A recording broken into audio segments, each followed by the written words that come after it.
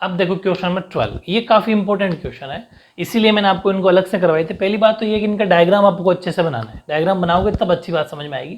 ये आपसे कहना चाह रहा है कि एक cone of maximum height is cut from a cube of edge 14 centimetre, find the volume of cone. यानी कि एक आपके पास 14 सेंटीमीटर का भुजा का एक शंकु है, मतलब घन है, उसको आपको ऐसा काटना है। उसमें क्या काटना है? शंकु। जो शंकु भी कोन काटना है, कोन भी कैसा होना चाहिए? मैक्सिमम हाइट का होना चाहिए, मतलब बड़े से बड़ा हाइट से कितनी से कितनी हाइट अपन ज्यादा ले सकते हैं उतना लेना है। और उस जो बनेगा कोन, उस कोन का आयतन यानी कि वॉल्यूम भी अपन को निकालना है। कहने का मतलब पहले डायग्राम के अकॉर्डिंग समझो।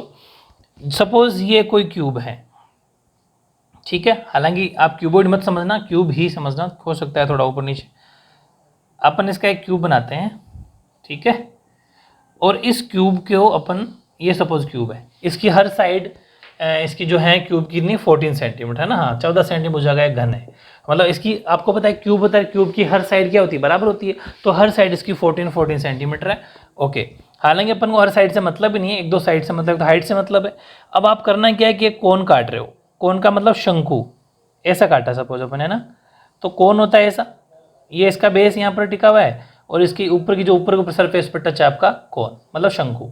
तो देखो पहली बात ये सुनो कि जो अपन ने इस क्यूब के अंदर जो इस क्यूब के अंदर मतलब इस घन के अंदर जो एक कोन बनाया, मतलब शंकु बनाया, इस शंकु की हाइट उतनी होगी जितनी क्यूब की होगी, क्योंकि अपन ने पूरी ऊपर की जो दीवार है ना कोन की, उसके ऊपर टच कराया इसका मुंह, ठीक है, और बिल्कुल नीचे इसके पेंदे के ऊपर रखा है इसका बेस। इसका मतलब हाइट वही होगी जो इसकी हाइट है, ठीक है।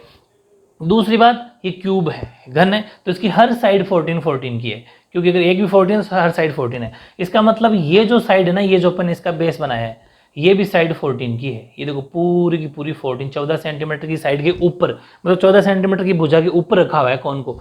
इसका मतलब वो हमारे लिए हो जाएगा व्यास, डायमीटर।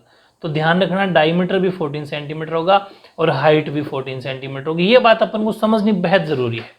ये नहीं समझ में आएगी ना तो फिर सोल्यूशन नहीं होगा। ये बात आपको समझ में आ गई ना। तो अब देखो हमारे पास क्या है, सोल्यूशन स्टार्ट करते हैं अपन। सबसे पहले उसने कहा कि 14 सेंटीमीटर का एक घन है, ठीक है, यानी कि मैं बात करूं साइड ऑफ ए क्यूब, ठीक है, यानी कि घन की भुजा। एक बात को अच्छे समझना, जो घन की भुजा होगी वो हमारे लिए इस कोन का डायमीटर होगा। ये समझ में आ गई, यानी कि वही हमारे लिए डायमीटर होगा।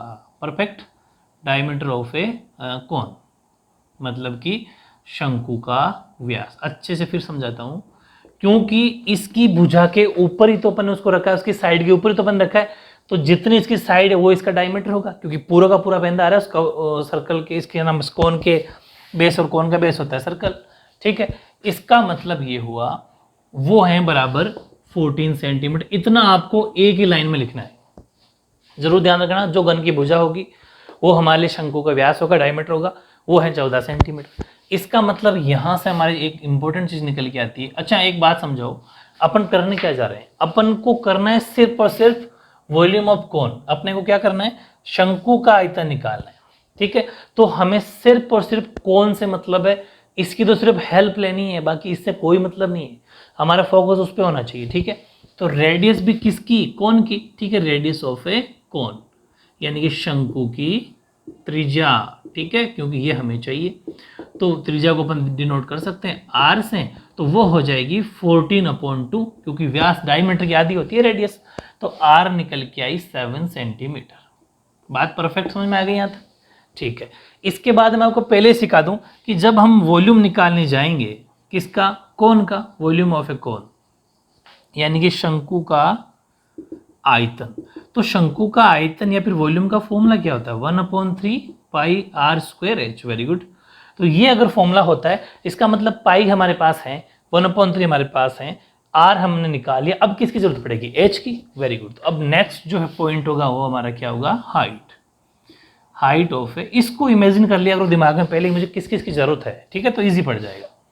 हाइट ऑफ ए कोन यानी कि एच, यानी कि शंकु की ऊंचाई। तो शंकु की ऊंचाई क्या हो जाएगी? जो वही ऊंचाई होगी जो इसकी ऊंचाई है, किसकी? क्यूब की साइड है, तो वो भी लिख दो एक बार। Height of a cone equals to side of a cone, sorry वो क्या है, क्यूब, ठीक है, घन की भुजा। ये बात का जरूर ध्यान रखना कि शंकु की ऊंचाई वो ही होगी जो क्यूब की साइड होगी, वो भी कितनी 14 सेंटीमीटर। पूरी फॉर्मेलिटी करनी, जैसा मैं करवा रहा हूं ना वैसा ही करना है बस। मैथ साइंस जैसी मैं कहूँ वैसे करते जाओ चुपचाप, अपने फुल मार्क्स आएंगे। तो हाइट कितनी हो गई 14 सेंटीमीटर। बात समझ में आ गई। चलो, दो चीजों की जरूरत थी, दोनों पर निकाल दी। बकायदा लाइन जरूर लिखनी है, लिखे बिना मार्क्स कट जाएंगे। ठीक है, चलो आगे आते हैं। फिर अपन 1/3 पाई की जगह 22/7, क्योंकि जब तक 3.14 नहीं रखवा रहा या और कुछ नहीं रखवा रहा, जब तक अपन को ये रखनी है आर स्क्वायर। आर कितना है 7, तो 7 × 7। एच कितना है 40। 7 से 7 कट गया, और तो कोई नहीं कट रहा। ठीक है, अब इसको आप इससे मल्टीप्लाई कर दो, तो ये कितना, चलो इससे पहले कर दो। मैंने आपको बताया था 22 को 7 से करते हैं तो 154 आते हैं। लर्न हो गया होगा अब तो। चलो, ये तो 154, और इसको करते हैं अपन 14 से। ऊपर तो इतना ही है। ठीक है, तो 4 4 16, 1 कैरी, ये हो गया 21 2 4 2 6। इधर आ जाएगा 4 5 1, यानी कि 6 5 11 2, तो 2156 2156/3।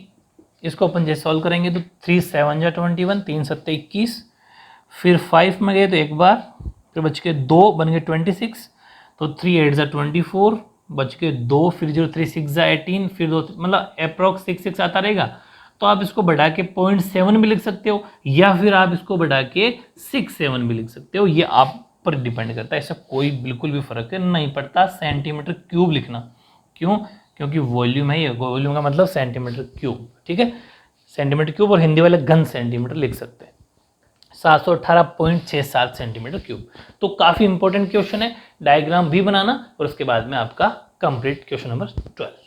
ऐसे ही क्वेश्चन नंबर 13 आपका ये पूछ रहा है फाइंड द स्लंट हाइट, यानी कि आपको तिरछी ऊंचाई निकालनी। कवर्ड सरफेस एरिया, एक चीज ये, एक दूसरे covered surface area. Third total surface area. ठीक है, और उसके बाद में 2 बार लिख दिया मैंने ये टोटल सरफेस एरिया। उसके बाद में आपको निकालना है वॉल्यूम ऑफ ए कॉन। 3 बातें आपको निकाल, slant height, covered surface area, volume. कहने का मतलब तिरछी ऊंचाई, वक्र पृष्ठ क्षेत्रफल, और आपका कुल पृष्ठ क्षेत्रफल, आयतन। 4 बातें निकालनी है। उस रेडियस आपको दे रखी है, रेडियस 7 है और हाइट 24 सेंटीमीटर है। ठीक है, चलो पहली बात ये कि आपको ये पता होना चाहिए कि स्लंट हाइट निकालने का फॉर्मूला क्या होता है। मैंने आपको स्टार्टिंग बता दिया था। चलो फिर भी कुछ बातें लिखते हैं अपन। हमारे पास क्या क्या है, radius, radius of a cone, यानी कि शंकु की त्रिज्या, जिसको अपन आर से डिनोट करते हैं, वो है हमारे पास 7 सेंटीमीटर। फिर हाइट, हाइट ऑफ ए कोन, शंकु की ऊंचाई। ठीक है, और वो हमें दे रखी है 24 सेंटीमीटर। ओके, अब हमें निकालनी है स्लंट हाइट। तो पहला आंसर तो यहीं आ जाएगा। ठीक है, यानी कि तिरछी ऊंचाई या तिर्यक ऊंचाई भी बोलते हैं इसको, तिर्यक ऊंचाई, जिसको अपन डिनोट करते हैं स्मॉल एल से। ठीक है, और इसका फॉर्मूला मैंने आपको लिखवा दिया था, R square plus H square. हालांकि इसके ऊपर भी स्क्वायर होता है, लेकिन रूट में डायरेक्ट लिख दोगे तो रूट चला जाएगा। तो एल की वैल्यू आ जाएगी, आर की वैल्यू 7, तो 7 का स्क्वायर प्लस एच का स्क्वायर 24 का स्क्वायर। ठीक है, तो एल की वैल्यू निकल के आती है 49 प्लस 576। 24 का 576 होता है। 30 तक आपने लर्न कर लिया, रोजाना कहता हूँ मैं। फिर इसको जैसे ही आप ऐड करोगे तो ये हो जाएगा 625। ठीक है, 15 1 कैरी, फिर हो गया। हाँ, तो मतलब यहाँ पर हमारे पास निकल के आता है 25 सेंटीमीटर। तो स्लंट हाइट एक आंसर आ गया हमारे पास 25, यानी कि तिर्यक ऊंचाई। ओके, ये बात तिरछी ऊंचाई, ये आंसर आ गया। फिर हमें निकालना है इसका covered surface area. Covered surface area of a cone, यानी कि शंकु का वक्र पृष्ठीय क्षेत्रफल। इसका फॉर्मूला होता है पाई आर एल। ठीक है, तो पाई का मतलब 22/7, आर हमारे पास है 7, इंटू एल हमारे पास है 25। इससे ही कट जाएगा 25, इसको मल्टीप्लाई कर दो, 25 2 जा 50। ठीक है, 5 कैरी, फिर 50 और 55, यानी कि 550 सेंटीमीटर स्क्वायर, या फिर हिंदी वाले बच्चे वर्ग सेंटीमीटर भी लिख सकते हैं। ये पहले का आंसर आ गया किसका, वक्र पृष्ठीय क्षेत्रफल। वक्र पृष्ठीय क्षेत्रफल का मतलब covered surface area, covered surface area. एक आंसर आ गया, 2 आंसर आ गए, सॉरी। इसके बाद में हमें निकालना है टोटल सरफेस एरिया। ठीक है, तो total surface area of a कोन, शंकु का कुल पृष्ठीय क्षेत्र, उसका फॉर्मूला होता है पाई आर ब्रैकेट में एल प्लस आर। तो पाई की जगह 22/7, आर हमारे पास है 7 और ब्रैकेट में एल कितना 25, तो 25 प्लस आर हमारे पास 7। तो 7 से 7 को काट दो, 22 अंदर क्या इधर क्या बच गया 7 और 5 12, 32 हो गया ना यहाँ 32। इसको आप मल्टीप्लाई कर दो, ठीक है 32 को 22 से, तो आपके आ जाएगा 4 और 6, फिर ये 4 और 6 यानी कि 4 10 704 704 सेंटीमीटर स्क्वायर, या फिर हिंदी वाले बच्चे वर्ग सेंटीमीटर। तो ये हो गया आपका तीसरा आंसर। इजी है ना बहुत, क्या किसकी कमी थी, सिर्फ एल की कमी थी जो अपन निकाल दी। और एक चीज उसने पूछी volume, volume of a cone, यानी कि शंकु का आयतन। और शंकु का आयतन का फॉर्मूला बताओ, देखिए very good, 1/3 pi are square H. तो 1/3 पाई की जगह 22/7 और आर कितना है 7 × 7 यानी कि 7 का स्क्वायर है ना यहाँ पर, तो 7 × 7 और हाइट है अपने पास 24। 7 से 7 कट जाएगा, 3 टेबल से 8 बार, कुछ भी नहीं बचा नीचे, तो ठीक है 8 7 56 56, और 56 को मल्टीप्लाई करना है 22 से, तो 22 नीचे लिखना है ताकि इजी पड़े मल्टीप्लाई करना, ठीक है। तो 2 6 12 यानी 12, 1 कैरी 10 और 11 यानी कि यही वापस आ जाना है। तो 2 3 2 1, ठीक है 1232 सेंटीमीटर क्यूब। ध्यान रख रहा है ना, सेंटीमीटर क्यूब का मतलब होता है घन सेंटीमीटर, क्योंकि ये वॉल्यूम है और वॉल्यूम में हमेशा सेंटीमीटर क्यूब लिखा जाता है। तो इस तरीके से ये था आपका क्वेश्चन नंबर 30। क्वेश्चन नंबर 14 फिर एक बहुत बढ़िया क्वेश्चन है आपका, सबसे इंपॉर्टेंट, अच्छे समझना है इसको ना। ये कह रहा है कि the radius of A sector is 12 centimetre and angle is 120 degree. एक त्रिज्यीय खंड की त्रिज्या 12 सेंटीमीटर और कोण 120 डिग्री। हालांकि ये अलग चैप्टर जो अपने एरिया सेक्टर वाले कहता है उस जैसा है, लेकिन फिर भी इसमें दे दिया तो अपन कर लेते हैं। ये कहने का मतलब इसका ये है, सबसे पहले बनाया अपन को डायग्राम। इसने कहा कि एक आपको 12 सेंटीमीटर रेडियस का और 120 डिग्री एंगल का एक आपको क्या बनाना है, सेक्टर बनाना है। तो देखो मैं आपको पहले कॉमन सेंस बताऊं, अगर हालांकि वो 13 या 15 चैप्टर का वो अगर आपने पढ़ लिया तो फिर आपको समझ में आ जाएगा कि ये जैसे सर्कल है, वृत्त है, ये इसका सेंटर पॉइंट है, तो ये एक त्रिज्यीय खंड होता है, ये क्या होता है इसका सेक्टर होता है, त्रिज्यीय खंड, ठीक है। ऐसा ही अपन को यहाँ बनाना है कि एक सेक्टर है और इनके बीच में एंगल जो बन रहा है वो बन रहा है 120 का, दोनों लाइन के बीच में, ठीक है। यहाँ सपोज अपन नाम दे दिया O, और फिर इसने कहा कि इन इसकी सीधी कोरों को संपाति करके, जो ये दोनों लाइन है इसको क्या करो आप सीधी कर दो, सीधी कर संपाति करके एक शंकु बनाना है, कोण बनाना है, ठीक है। By considering the straight sides cone is formed, यानी कि ये जो दोनों लाइनें हैं इन सब पर क्या बनाना है, कोण बनाना है। कोण का मतलब ऐसा, ये दोनों का अपनी कोण तो ऐसा ही होता है। और कोण का आपको पता है जो बेस होता है वो बिल्कुल सर्कल होता है, ये क्या होता है सर्कल। मेरी बात समझ पा रहे हो ना आप। तो ये स्ट्रक्चर, ये डायग्राम हमें बनाना है। चलो इसको अपन कुछ नाम दे देते हैं ए और बी। इसको आप 1 मिनट के लिए मत समझो कि यहाँ पर लाइन, 1 मिनट के लिए समझ लेना, ये समझना, इतना समझना। अब एक बात बताओ, आपने वो अगर वो सर्कल वो चैप्टर पढ़ा है अगर टेंजेंट वाला, तो उसके अंदर मैंने आपको बता रखा है, बहुत ज़बरदस्त तरीके से अपन उसको किया है।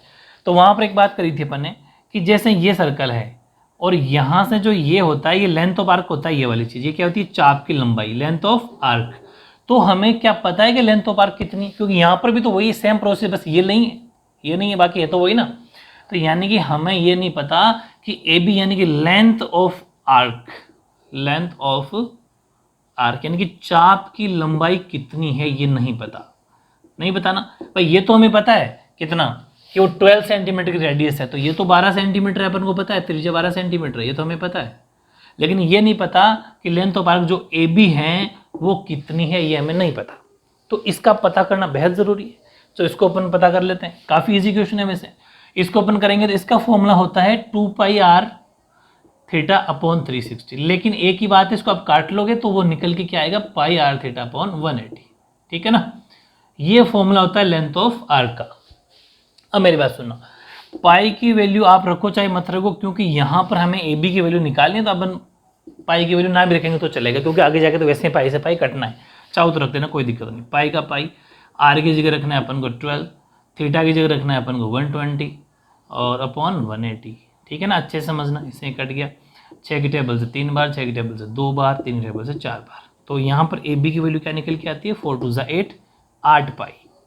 तो ए बी का मतलब है लेंथ ऑफ आर्क, जो इतनी देर हमें नहीं पता थी अब पता चल गया, वो है 8 पाई। समझ में आ गई, गुड। अब एक बात बताओ कि ये है कोण, कोण का मतलब शंकु है। तो मैंने आपको एक बात बताई थी कि शंकु जो होता है उसका जो ये बेस होता है, ये जो पेंदा होता है, जो इसका बेस होता है, जो इसका आधार होता है, वो सर्कल होता है। वो क्या होता है? सर्कल। सर्कल का मतलब वृत्त होता है, वृत्त होता है। तो ये वृत्त एक तरीके से चाप की लंबाई, मतलब ये मान लो चाहे वृत्त मान लो, एक ही बात है। तो एक बात बताओ, ये जैसे कोई सर्कल है, वृत्त है, तो वृत्त की जो बाउंड्री होती है, ये बाउंड्री का मतलब ये बाउंड्री जो होती है वो उसका पेरीमीटर होता है, सरकमफ्रेंस होता है, उसका परिधि होती है, होती कि नहीं होती?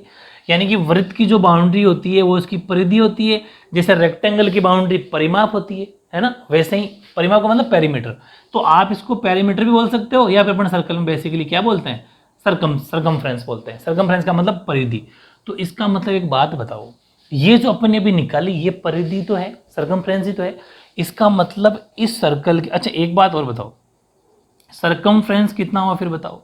सरकमफ्रेंस ऑफ ए सर्कल या फिर सरकमफ्रेंस ऑफ ए सर्कल या फिर सरकमफ्रेंस ऑफ कौन? तो सरकमफ्रेंस ऑफ ए सर्कल वो क्या होता है बताओ? वो होता है 2πr। ठीक है, यानी कि वृत्त की परिधि, मैंने वृत्त क्यों लिखा? क्योंकि शंकु का जो पेंदा होता है, कोन का जो बेस होता है, वो आधार जो होता है वो हमेशा सर्कल होता है। और जो ये 8π हैं, जो सरकमफ्रेंस ऑफ सर्कल हैं, वो ही ध्यान रखना, वो ही आपके लेंथ ऑफ आर्क हैं। समझ पा रहे हो? वो ही चाप की लंबाई है। इसका मतलब वो कितनी है? 8π। ये बात समझ में आई क्या? कि जितनी इसकी बाउंड्री है वो होगा सरकमफ्रेंस, वो जो परिधि है वही इसके चाप की लंबाई यानी लेंथ ऑफ आर्क, वो हमने अभी भी निकाली है 8π।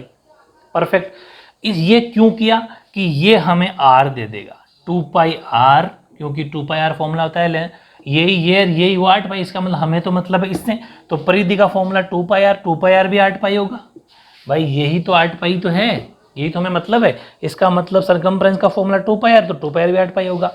तो अगर मैं ये इसको सोल्व करना चाहूँ तो 8π, ये पाई जाएगा नीचे, ठीक है, और ये जो 2 है वो भी जाएगा नीचे, पाई से पाई 2 4 8, तो r की वैल्यू आ गई 4। हमें यही तो निकालनी थी, r 4 है। लेकिन अब आप सोच रहे होंगे कि भाई r क्यों निकाला जब r वहां था? राइट, दिमाग में क्वेश्चन उठ रहा होगा, वेरी गुड, मुझे पता है। लेकिन एक बात बताओ, वो r किसका था? वो r था सेक्टर का। एक्चुअल में कोन में ये कौन सा r होता है? ये तो स्लैंट हाइट होती है कोन में। मेरी बात सुनना, ये जो रेडियस निकली है वो किसकी निकली है? कोन की। क्योंकि हमने इसकी बाउंड्री को सरकमफ्रेंस माना है, तो ध्यान रखना वो जो r दे रखा था वो कोन का r नहीं है। वो जो r है, जो त्रिज्या है, वो तो आपकी किसकी है? सेक्टर की, त्रिज्य खंड की। बहुत इंपॉर्टेंट बात है ये। जबकि ये r हमने निकाला, ये ओरिजिनल r की हमें जरूरत है। क्यों? क्योंकि हमें फाइनली जाना कहाँ है? वॉल्यूम ऑफ ए कोन। मेरी बात समझ रहे हो कि शंकु का आयतन हमें निकालना है, जिसका फॉर्मूला 1/3 πr² होता है। तो इस वाले r की जरूरत है। चलो इसको अपन कैपिटल लिख देते हैं, r²। इस वाले r की जरूरत थी हमारी। इस r, ये r तो इस सेक्टर का r था, ठीक है, जिसने हमें क्या दे दी? इसकी लेंथ दे दी, हमें वही चाहिए थी बस। तो इस वजह से हमने ये r निकाला। ये हमारे लिए r होगा कोन का, ठीक है ना। ये शंकु की त्रिज्या है भाई, ध्यान रखना, बहुत इंपॉर्टेंट बात यही तो थी। तो r 4 आ चुका। अब आप सोच रहे होंगे कि हमारे पास h और आ जाए। भाई देखो, r और h ही तो चाहिए। वेरी गुड, सही सोच रहे हैं फिर आप। तो h हम और निकाल लेते हैं। h निकालने का फॉर्मूला बताओ। मैंने आपको एक्चुअल फॉर्मूला लिखा रखा है कि l² बराबर r² प्लस h² होता है। होता कि नहीं होता? अब हमें क्या पता है कि हम इसको h चाहिए ना, तो l² माइनस r² बराबर h²। ठीक है, अब फिर सुनना, अब इसको क्या कर देंगे? l² माइनस r² और इसको भेज देंगे रूट में, सेपरेट आ जाएगा h। तो h का फॉर्मूला बन गया ये। हालांकि मैंने आपको ये बता रखा है। अब सुनो, स्लैंट हाइट कितनी है हमारे पास? स्लैंट हाइट वही है जो इसकी रेडियस है। मेरी बात समझ पा रहे हो? तो ये भी साइड में लिख सकते हो। ये तो रेडियस आ गई, और स्लैंट हाइट यानी कि तिर्यक ऊंचाई l, वो भी वही होगी, 12 सेंटीमीटर होगी, जितनी एरिया उसकी सेक्टर की रेडियस होगी। भाई यही तो है स्लैंट हाइट। जो इस सेक्टर की त्रिज्या है वो हमारे लिए स्लैंट हाइट है, तिरछी ऊंचाई है। वेरी इंपॉर्टेंट बात है। तो यहाँ पर हम पुट कर देंगे, l की जगह रख देंगे अपन 12, ठीक है, l² सॉरी, तो 12 का स्क्वायर माइनस r कितना निकला अपना? 4। तो ध्यान रखो यहाँ पर r लिखो कैपिटल, ये स्मॉल नहीं है, क्योंकि ये स्मॉल r आप कहीं वो रख दो, ठीक है ना, वो नहीं है। ये हर बात का ध्यान रखना है।